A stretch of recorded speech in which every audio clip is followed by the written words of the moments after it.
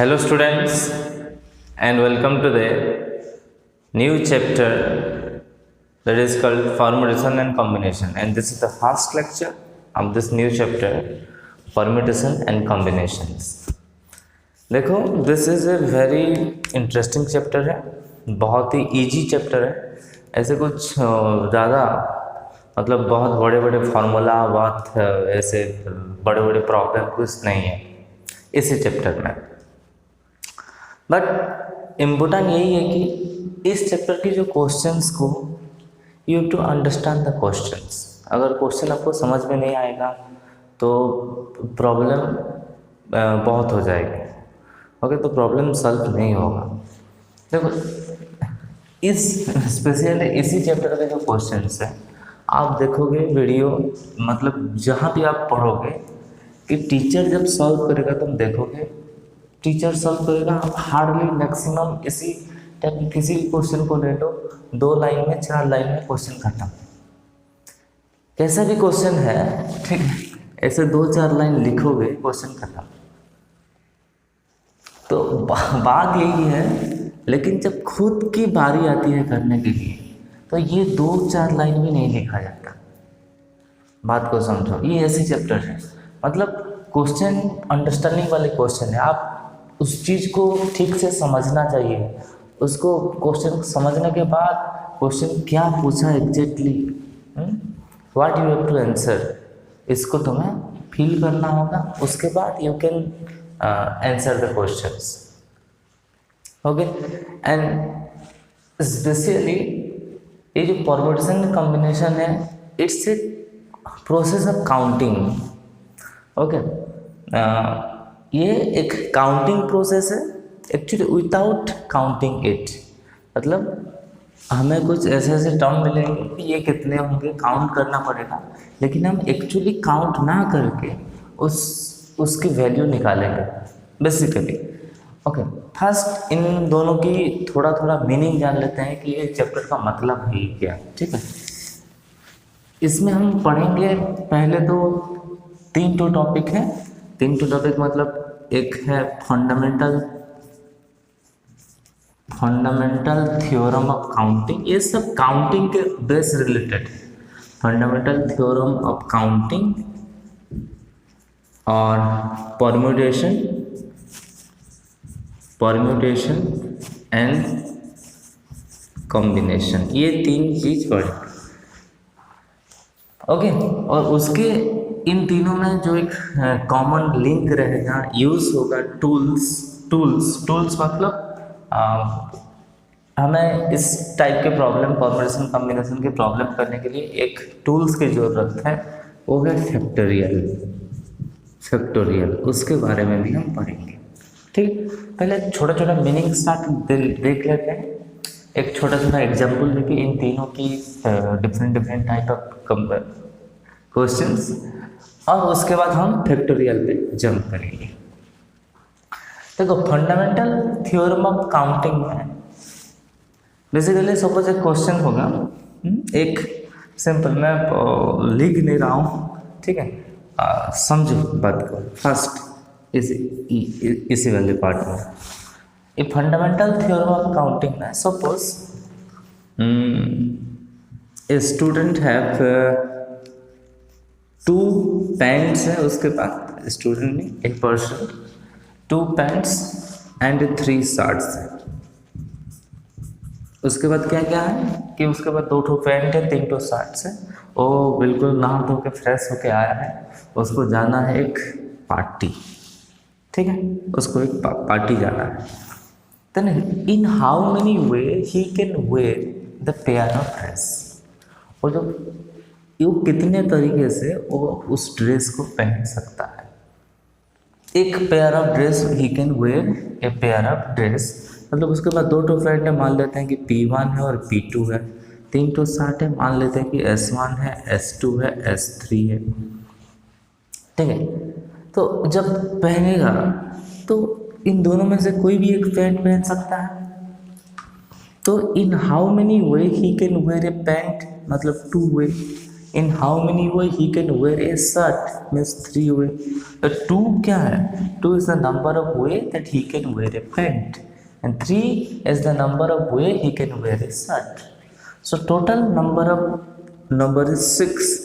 6 आपका आंसर है कि the 6 is the number of way that he can wear a pair of dress. एक pair of dress पहनने की इतने पॉसिबल तरीके हैं। ठीक है, कैसे कैसे देखो कि यहाँ ये फर्स्ट पैंट के साथ ये वाला शर्ट पहन सकता है S1, और फर्स्ट पैंट के साथ S2 पहन सकता है, और फर्स्ट पैंट के साथ S3 पहन सकता है, और सेकेंड पैंट के साथ S1, second with S2 and second with S3।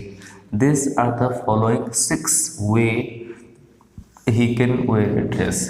तुम ऐसे भी अगर काउंटिंग करते रहोगे तो भी 6 आएगा। हम ऐसे सिंपल मल्टीप्लाई कर दिए, ये भी 6 आया है। ये भी हम डिस्कस करेंगे इसी क्लास में, बट पहले थोड़ा सा मीनिंग समझते हैं कि परमुटेशन में किस टाइप का प्रॉब्लम आएगा। ओके, सपोज इसी केस में और एक छोटा सा एग्जाम्पल अगर लेंगे। सपोज उसके बाद अनदर एग्जाम्पल कि उसके बाद 2 जीन्स हैं, एक अनदर एग्जाम्पल, इसको मत समझ लेना, ठीक है।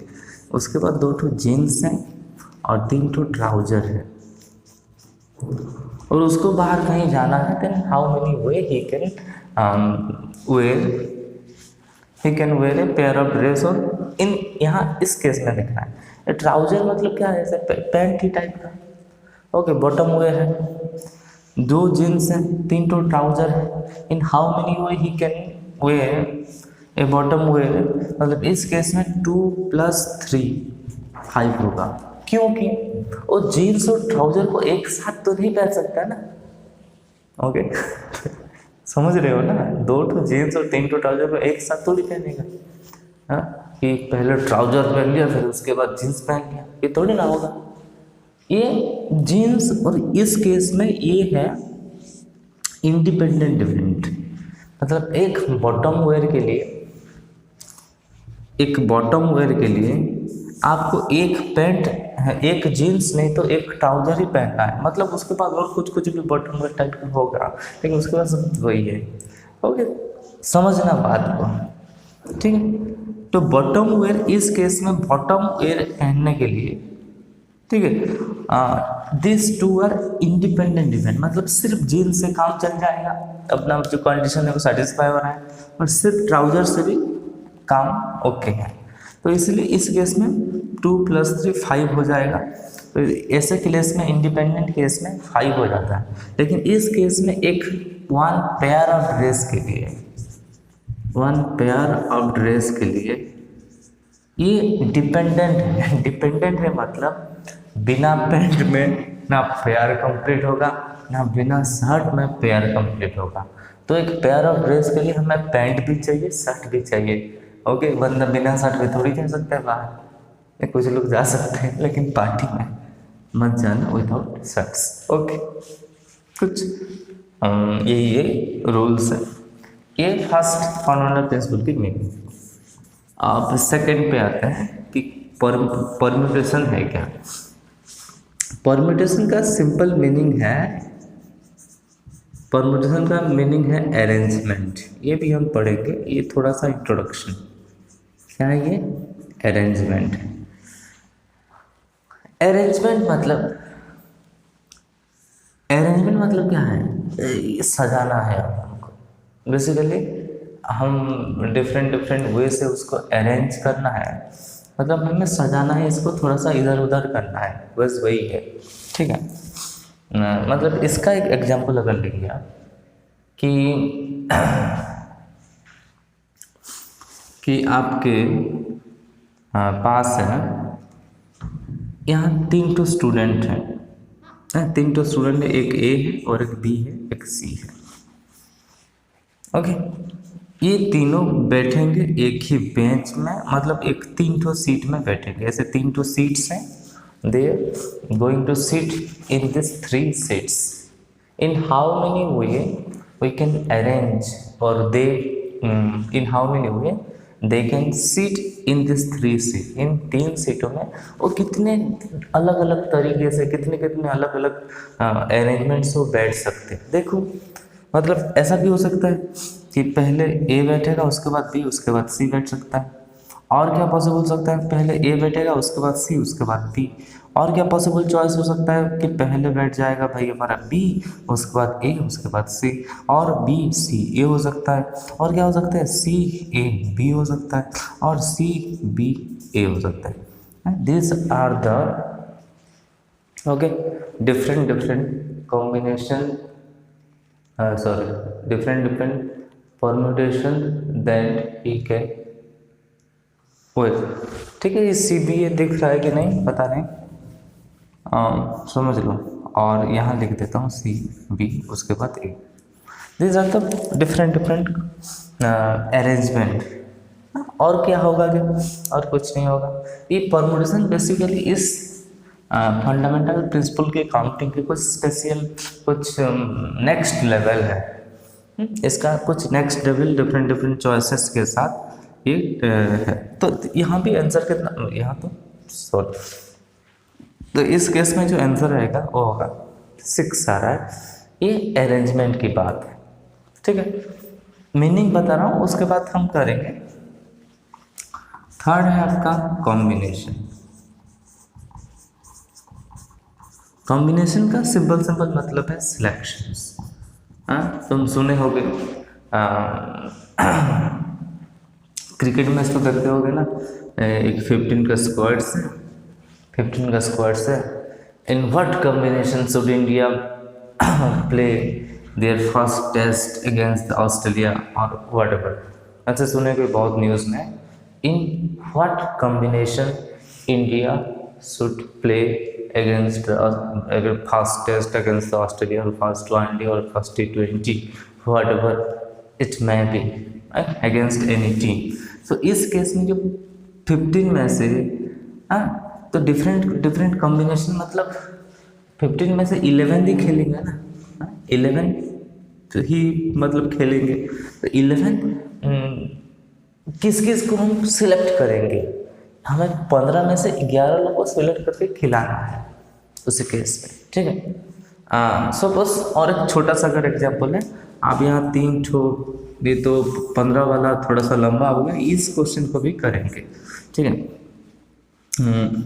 3 ठो बच्चे हैं A B C, they all 3 are badminton player. हाँ, सर्दी की मौसम है, बैडमिंटन तो खेल रहे होगे तुम लोग, कि 3 ठो बैडमिंटन प्लेयर हैं, तुम्हें भेजना है एक टूर्नामेंट पे, सॉरी एक मैच में तुम्हें खिलाना है इन ABC को। हाँ, ABC को खिलाना है, लेकिन डबल्स का मैच है। तुम्हारे पास 3 ठो प्लेयर हैं और इन दोनों खेलेंगे डबल्स, मतलब एक डबल्स बैडमिंटन गेम खेलेंगे।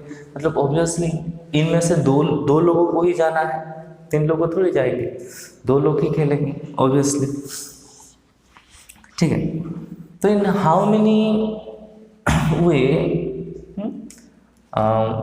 we can select 2 player in what are the different combinations, कितना different combination हो सकता है from these 3 players।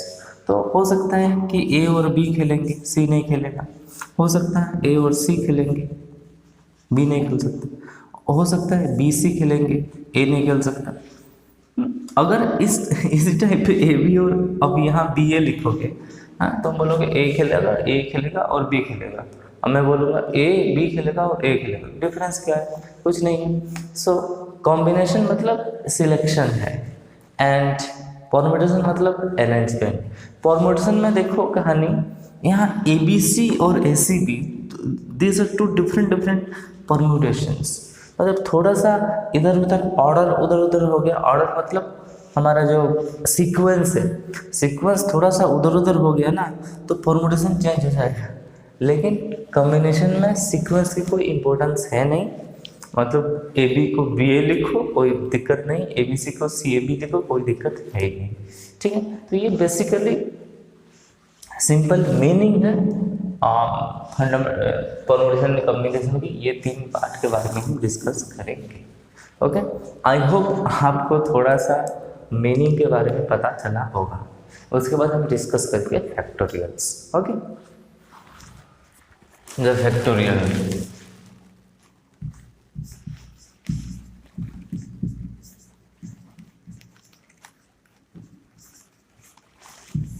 The basically factorial क्या होता है? Definition: the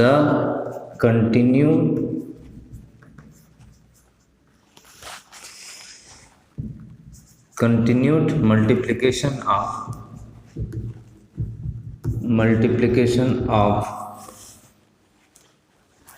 first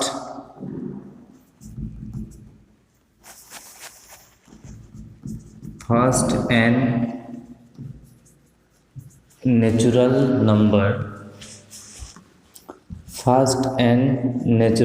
number is called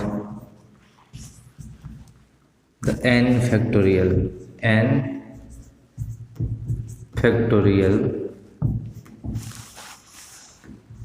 Is denoted by basically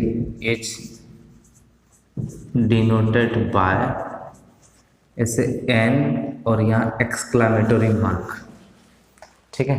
और ऐसे भी डिनोट किया जाता है कहीं कहीं एक एक बुक में। ओके, जनरली हम डिनोट कर देंगे, बेसिकली हम यही वाला यूज़ करेंगे, इस वाला सिंबल। ये वाला सिंबल अगर कहीं पे मिल गया तो सिर्फ कंफ्यूज मत होने के लिए हमने आपको बता दिया कि किसी किसी बुक में ये सिंबल भी यूज किया जाता है, लेकिन हम यूज़ करेंगे ये वाला। तो simple is the continued multiplication of first and natural number is called the n factorial. इसका क्या मतलब है? Means n factorial is equals to continued multiplication of first and natural number. n है मतलब 1 into 2 into 3 into 4 into n तक multiply करेंगे। और इसका उल्टा भी हो सकता है, n इंटू, इससे पहले क्या होगा, n-1 इंटू n-2, ऐसे ऐसे करते करते लास्ट 1 तक ही मल्टीप्लाई करें। तो ये है बेसिकली n फैक्टोरियल। ये भी दोनों सही है यार, ठीक है। तो 4 फैक्टोरियल क्या होगा, 4 इंटू 3 इंटू 2 इंटू 1 तक। तो दिस इज बेसिकली तो 4 फैक्टोरियल इज इक्वल्स टू 24। ऐसे 1 फैक्टोरियल कितना होगा, 1 होगा। 2 फैक्टोरियल होगा 2 इंटू 1 2। 3 फैक्टोरियल होगा 3 into 2 into 1 that is 6। 4 factorial तो पता चल गया तुम्हें, 4 into 3 into 2 into 1 that is 24। 5 factorial के बारे में बात करेंगे तो 5 into 4 into 3 into 2 into 1 that is 24 20 360 120। तो यहाँ पे सिंपल एक बात की नोट करके हो गए। तो देखो 5 फैक्टोरियल को देखो, जैसे 5 फैक्टोरियल को हम 5 इंटू 4 इंटू 3 इंटू 2 इंटू 1 लिख सकते हैं कि नहीं। और this is nothing but 5 into 4 factorial. This is nothing but 5 into 4 factorial. तो यही हम इन जनरल लिख सकते हैं कि अगर हम n फैक्टोरियल को भी अगर लिखेंगे तो ये n इंटू n-1 इंटू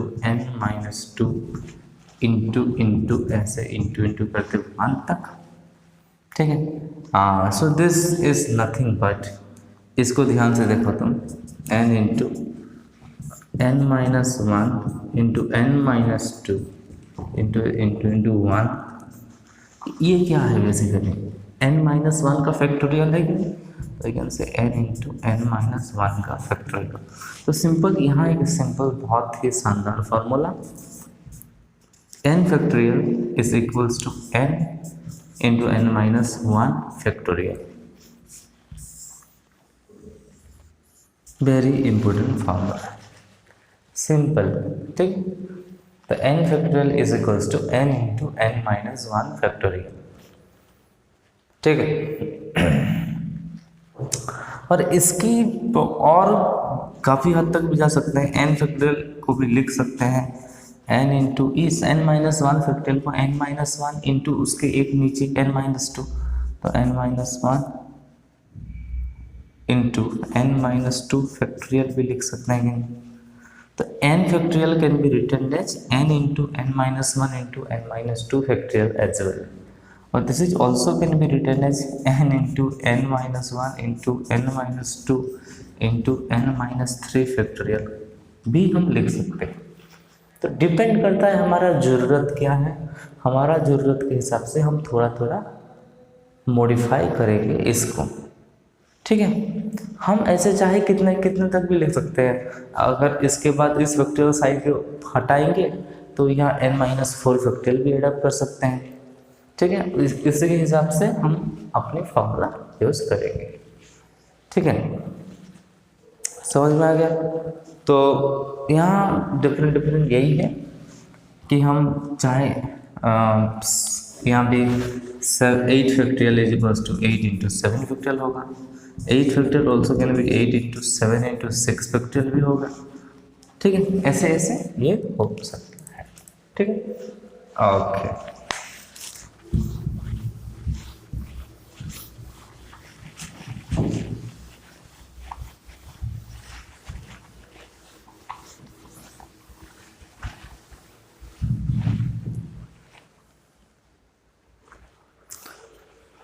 देखो अभी कुछ छोटे छोटे क्वेश्चंस।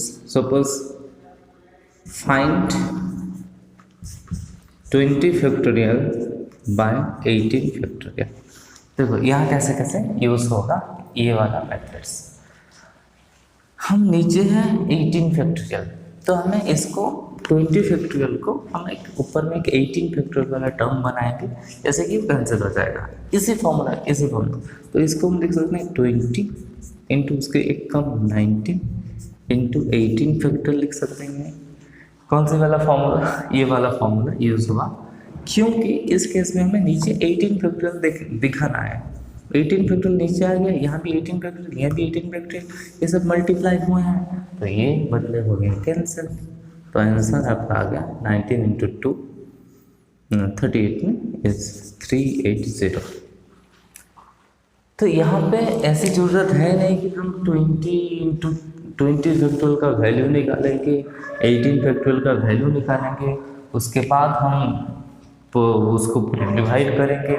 ऐसे कोई बात है नहीं, 20 इंटू 19 इंटू 18 फैक्टोरियल लिखेंगे और सिंपल कैंसिल, ठीक है। समझ में आया? बस एक छोटा सा एग्जाम्पल यही था। और एक छोटा सा एग्जाम्पल कर लेंगे हम कि evaluate 10 factorial by 6 factorial into 4 factorial. Evaluate 10 factorial into 6 factorial into 4 factorial. यहाँ भी हमें डिवाइड करने की ज़रूरत है नहीं, तो हमें सिर्फ देखना है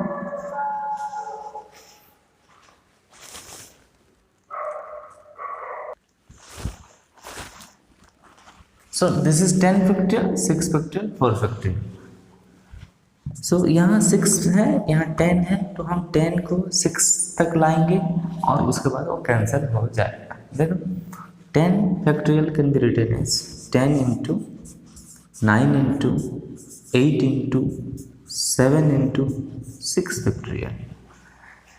हम डायरेक्ट किए हैं इसको, इसकी कंटिन्यूएशन प्रोसेस में जितना तक यूज़ कर सकते हैं हम वही वाला फॉर्मूला यूज़ हो रहा है। नीचे है 6 फैक्टोरियल इंटू 4 फैक्टोरियल, यहाँ भी 6 फैक्टोरियल कैंसल, और अभी हम लिखेंगे 4 फैक्टोरियल की expand form 10 into 9 into 8 into 7 बजाय ऊपर, नीचे बजाय 4 इंटू 3 इंटू 2 इंटू 1, ठीक। तो 4 इंटू 2 तो 8 है, 4 2 और 8 सब कैंसिल, 3 जा 9, तो बचा कितना 10 3 जा 30 into 7 which is 210, okay, which is 210 है। समझ में आया?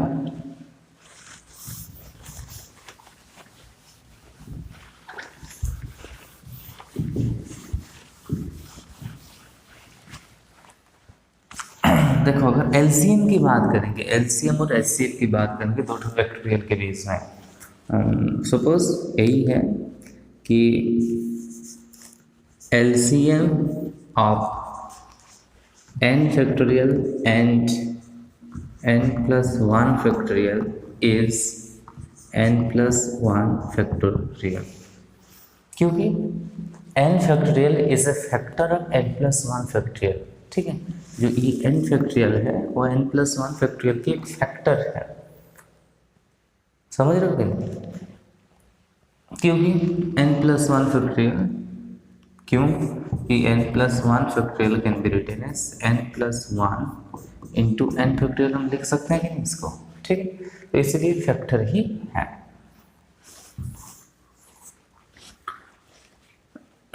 और n factorial is a factor of n plus 1 factorial. अगर हम एलसीएम हुआ तो एचसीएफ की अगर बात करेंगे, HCF of n factorial and n plus 1 factorial is simply n factorial. तो इन दोनों के बीच में जो एलसीएम है, लोएस्ट कॉमन मल्टीपल है, वो n plus 1 factorial and the HCF the highest common factor is n factorial. I hope पता है एलसीएम और एचसीएफ तो पता है तुम्हें, ठीक है। तो अभी देखो और छोटी छोटी प्रॉब्लम करेंगे, इसको आप तो नोट कर लिए होंगे।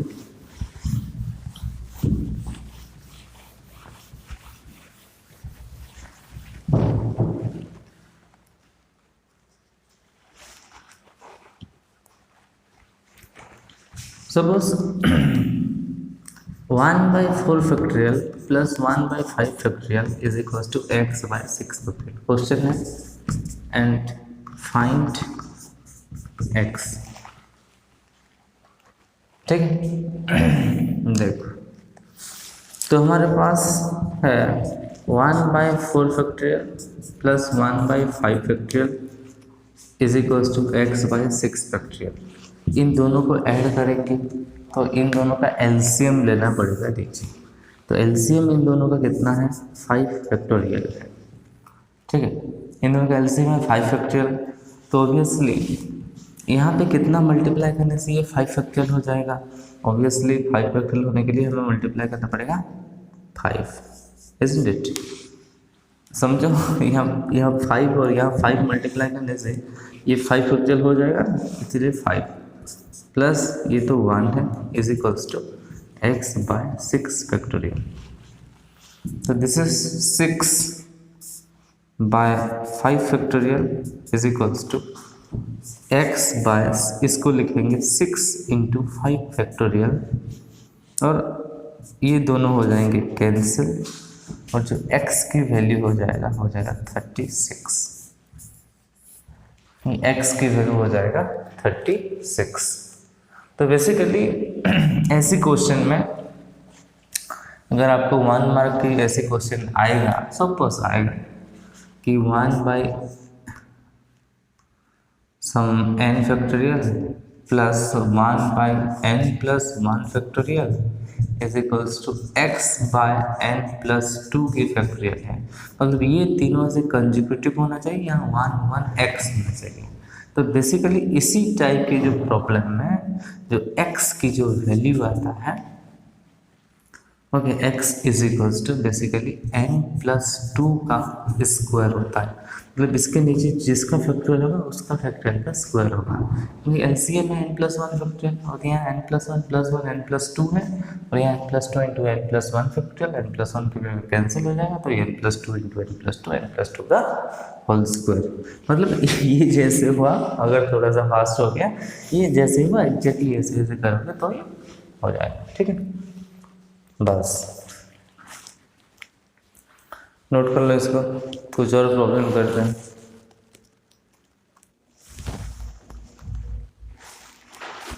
There are few questions on your screen, on your board. The first question. Okay, first question, very simple. n plus two factorial is equal to 60 into n minus one factorial, find n कि n plus two factorial is equals to 60 into n minus one factorial. तो हमें n की value निकालना है, तो obviously n plus two इन दोनों में से बड़ी वाला जो वैल्यू है वो n प्लस टू है ना, तो इसको नीचे ला सकते हो, ऐसे भी कैंसिल कर सकते हो, कोई बात नहीं। देखो n प्लस टू इसको लिख सकते हैं n plus two into n plus one into n minus one factorial is equals to 60 into n minus one factorial है। ठीक है, तो अभी ये कैंसिल हो गया और यहाँ बचा n plus two into n plus one into n is equals to 60। देखो these are three consecutive number, so try to convert 60 into product of three consecutive numbers। ठीक है, ये n plus two n plus one और n ये तीन तो consecutive number है, तो हम 60 को तीन टू कंसेक्यूटिव नंबर की मल्टीप्लिकेशन के फॉर्म में कन्वर्ट करने की कोशिश करेंगे, तो इजीली कंपेयर करके जल्दी हो जाएगा। ऐसे भी हो सकता है कि इन दोनों को हम मल्टीप्लाई कर सकते हैं, तो एक क्यूबिक इक्वेशन आ सकता है, उसको फिर सॉल्व करो तो n की वैल्यू आएगा। तो फर्स्ट ट्राई करना, कंपेयर करके करना, क्योंकि ईजी होगा। n plus two into n plus one into n को सोचो थोड़ा सा, 60 को कौन सा तीन टू कंसेक्यूटिव नंबर के फॉर्म में लिख सकते हैं। इट्स वेरी इजी, 23 या 60 एंड 4 इंटू 5 इंटू 4 इंटू 3, 60 को लिख सकते हैं। अभी कंपेयर कर दो तो 5 की जगह n प्लस टू, 4 की जगह n प्लस वन है और 3 की जगह n है। So simple n is equal to 3 by comparing.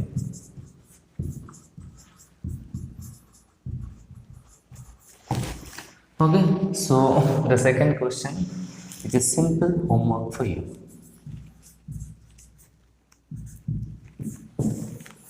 वही एग्जैक्टली वही है, कुछ बड़ी बात नहीं है और इजी है, और थोड़ा सा और इजी है ये।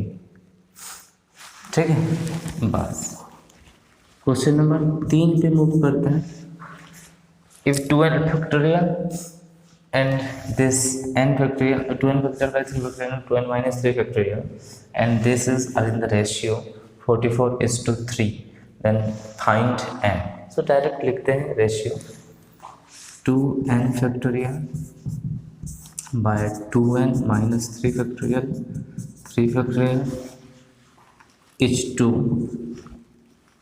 n factorial by 2 factorial into n minus two factorial is equals to 44:3 लिखा हुआ है। तो बेसिकली इसको डिवाइड करके लिखते हैं कि 2n फैक्टोरियल ऊपर है और नीचे है 2n minus 3 factorial into 3 factorial by n factorial into n minus 2 factorial into 2 factorial is equals to 44/3। देखो this whole part is in the denominator, मतलब नीचे ये टोटल पार्ट है, तो डिनोमिनेटर का जो डिनोमिनेटर में होता है ऊपर चला जाता है, तो इस चीज़ को हम ऊपर ले जाएंगे और इसको हम नीचे ले जाएंगे। देखो क्या होगा, तो 2n factorial into n minus 2 factorial into 2 factorial ये ऊपर, और नीचे हो जाएगा आपका 2n माइनस 3 फैक्टोरियल 3 फैक्टोरियल और n factorial is equals to 44/3 is equals to 44/3 है। ठीक, बस अभी ऊपर देखो,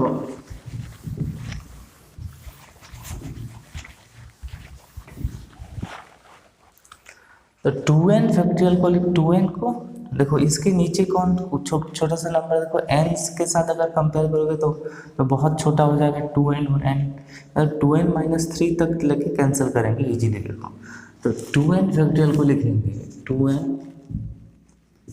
into 2n minus 1 into 2n minus 2 into 2n minus 3 factorial. Okay, इतने को लिख लेंगे। उसके बाद इन दोनों को लिख लो n-2 factorial and 2 factorial, n-2 factorial and 2 factorial. Okay man, ठीक है, बाय। यहाँ 2n-3 फैक्टोरियल, इसको मत छेड़ो, ये कैंसिल होगा उसके साथ, ठीक है। 3 फैक्टोरियल इज 3 फैक्टोरियल, यहाँ n फैक्टोरियल है, वहाँ n-2 फैक्टोरियल है। इस n को n-2 के फॉर्म में कन्वर्ट करते हैं, n into n-1 into n-2 factorial into, और तो कुछ नहीं है, ठीक है। ये इसके साथ इज इक्वल्स टू 44/3 है। दिस कैंसिल विद दिस, एक factorial cancel, n-2 factorial n-2 factorial के साथ कैंसिल। और देखो सिंपल 3 फैक्टोरियल होता है 6 और 2 फैक्टोरियल 2, तो ये भी ऐसे कैंसिल हो जाएगा इसके साथ। मतलब इस यहाँ से 3 बचा है, इस 3 को भी लिख देते हैं, ठीक है। 3 इंटू 2 फैक्टोरियल, तो ये 2 फैक्टोरियल और 2 फैक्टोरियल कैंसिल हो गया ऊपर का, ठीक है। तो अभी हमारे पास बचा कितना है, उसको अरेंज ध्यान से लिखो, 2n into 2n-1 into 2n-2 bye, बाकी सब कैंसिल हुआ, ठीक है। n into n-1 is equals to 44/3 है, तो एक n कैंसिल हुआ, ठीक है। और क्या कैंसिल होगा देखो ध्यान से, 2n-2 को 2 इंटू n-1 लिख सकते हैं ना ऑब्वियसली, तो 2 इंटू 2n-1, तो 2 इंटू n-1 बाय n-1, और नीचे 3 है रे, इसको हम छोड़ दिए हैं, छोड़ना तो नहीं चाहिए, इज इक्वल्स टू 44/3। तो ये देखो 3 कैंसिल हो गया, n-1 cancel, 4 into 2n-1 is equals to 44, 2 into 2 4, so 4 11 जा कैंसिल, तो 2n-1 इज इक्वल्स टू 11, तो 2n इज इक्वल्स टू 12 और n is equals to 6, n is equals to 6, 2n is equals to 12 है, this is 12 और n is equals to 6, ये आपका answer है। तो ठीक है, और एक बार थोड़ा सा रिवाइज कर देंगे इसको, हम 2n को 2n-3 तक लाए और 2n-3 factorial 2n-3 factorial cancel कर दिए, बस n को n-2 तक लाके कैंसिल किए, और थोड़ा सा सिंपल कैलकुलेशन के बाद आपको n की वैल्यू जो है वो 6 मिल जाएगा, ठीक है। बस नेक्स्ट अभी चलते हैं हमारे अगले क्वेश्चन की ओर।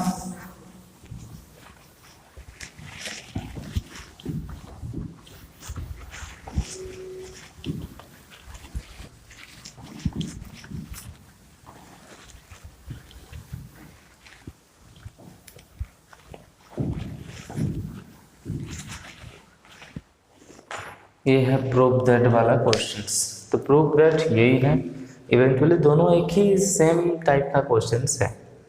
ध्यान से देखो, question number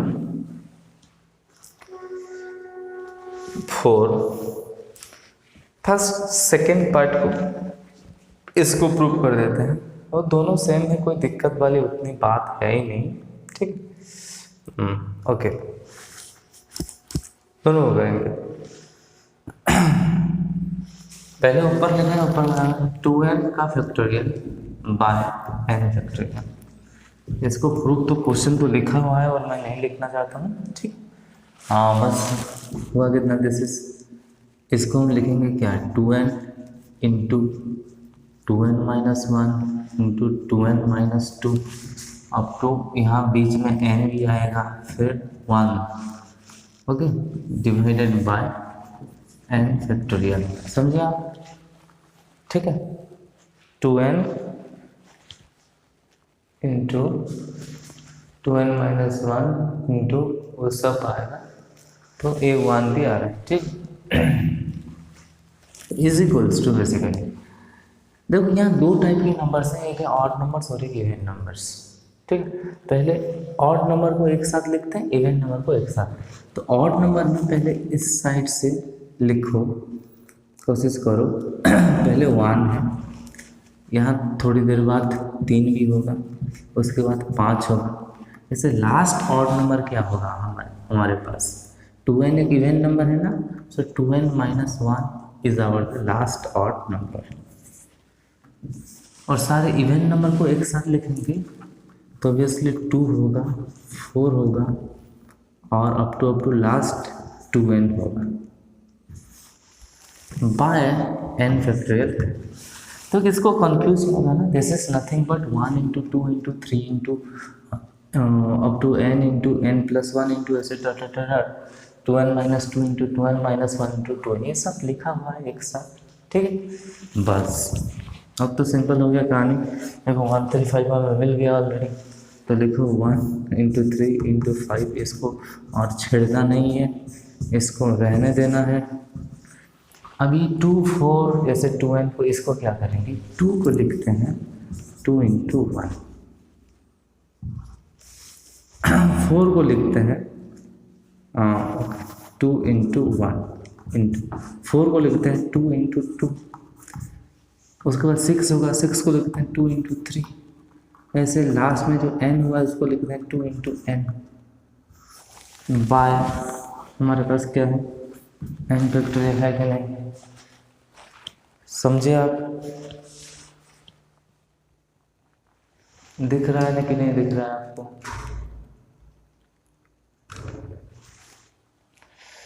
okay nice, I hope दिख रहा है आपको। ये 2 × n ही लिखा हुआ है। So we can write this is, इसको तो छेड़ना नहीं है, 1 × 3 × 5 अप टू 2n - 1, ये ख़त्म काम। और इस केस में देखो क्या, इस 2 सब देखो मल्टीप्लाई हुए हैं। एक केस में डॉट यूज़ किया है, एक केस में ऐसे क्रॉस वाला मल्टीप्लिकेशन यूज़ किया हुआ है, लेकिन सब तो मल्टीप्लाई हुए हैं ना। ये 2 × 2 × 2 × ये सब एक 2 को, जो लेफ्ट साइड वाला 2 है, सबको बाहर ले आओ तो सब मल्टीप्लाई होके आएगा ना। मतलब मेरे कहने का मतलब है, सपोज 2 × 4 × 6 है, तो इसको लिख सकते हैं 2 × 1, 2 × 2, 2 × 3। ये तीनों 2 को अगर हम बाहर लिखेंगे तो 2 की पावर 3 लिखेंगे, × 1 × 2 × 3, यही बात है ऑब्वियसली। तो यहाँ इसलिए 2 की पावर n और इंटू 1 × 2 × 3 × अप टू n तक होगा। और नीचे क्या है, basically n factorial, this is basically n factorial, और ये कैंसिल हो गया तो बचा 1 × 3 × 5 अप टू 2n - 1 इंटू 2 की पावर n। तो ये फर्स्ट वाला पार्ट कंप्लीट हो गया। ठीक है, सेकेंड वाला पार्ट के लिए रिवर्स ही करना है हमें। ठीक है, इसको फिर कन्वर्ट कर सकते हो। देखो दिस इज नथिंग बट, ये फर्स्ट वाला पार्ट हो गया। सेकेंड वाला पार्ट के लिए 2 की पावर n को लिखो 2 × 2 × 2 × 2 × 2 लिखो, बेसिकली 2 × 2 × 2 × n × 2 लिखता हूँ। ये फर्स्ट पार्ट खत्म हो गया। सेकेंड पार्ट 1 × 3 × 5 है, अब तो 2n - 1 तक मल्टीप्लाई हुआ है।